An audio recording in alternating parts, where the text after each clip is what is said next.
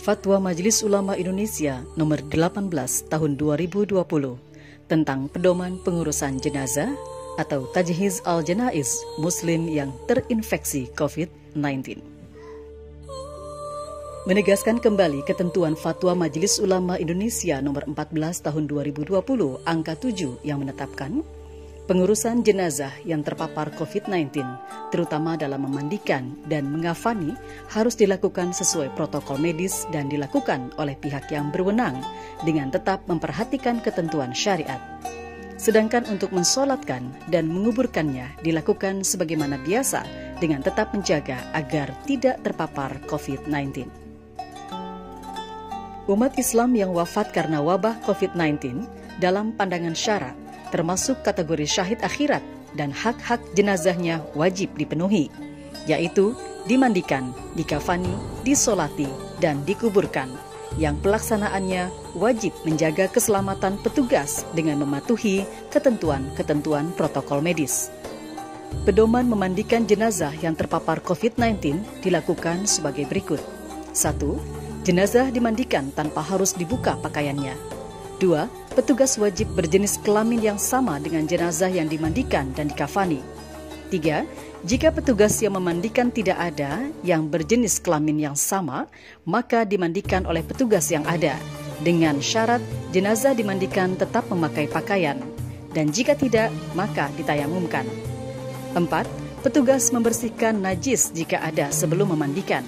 Dan 5. Petugas memandikan jenazah dengan cara mengucurkan air secara merata ke seluruh tubuh. 6.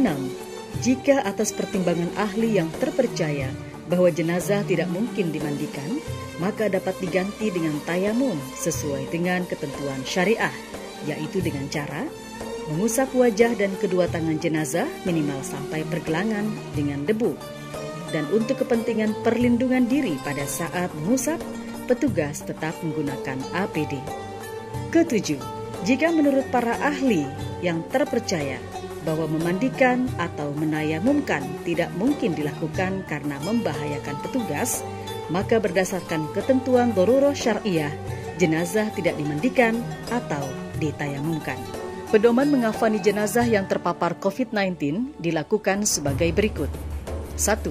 Setelah jenazah dimandikan atau ditayamumkan, atau karena darurah syariah tidak dimandikan atau ditayamumkan, maka jenazah dikafani dengan menggunakan kain yang menutup seluruh tubuh dan dimasukkan ke dalam kantung jenazah yang aman dan tidak tembus air untuk mencegah penyebaran virus dan menjaga keselamatan petugas.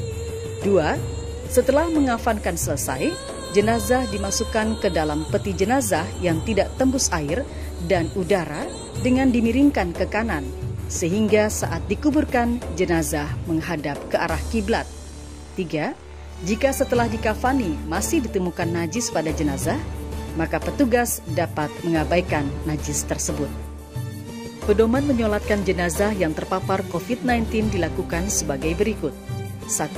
Disunahkan menyegerakan sholat jenazah setelah dikafani. 2. Dilakukan di tempat yang aman dari penularan COVID-19. 3. Dilakukan oleh umat Islam secara langsung, minimal 1 orang. Jika tidak memungkinkan, boleh disolatkan di kuburan, sebelum atau sesudah dimakamkan. Jika tidak memungkinkan, maka boleh disolatkan dari jauh atau sholat gaib. 4. Pihak yang menyolatkan wajib menjaga diri dari penularan COVID-19. Pedoman menguburkan jenazah yang terpapar COVID-19 dilakukan sebagai berikut. 1. Dilakukan sesuai dengan ketentuan syariah dan protokol medis. 2.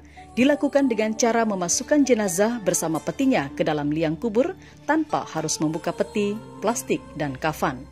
3. Penguburan beberapa jenazah dalam satu liang kubur dibolehkan karena darurah, sebagaimana diatur dalam ketentuan Fatwa Majelis Ulama Indonesia nomor 34 tahun 2004 tentang pengurusan jenazah, Tajhiz al-Janaiz dalam keadaan darurat.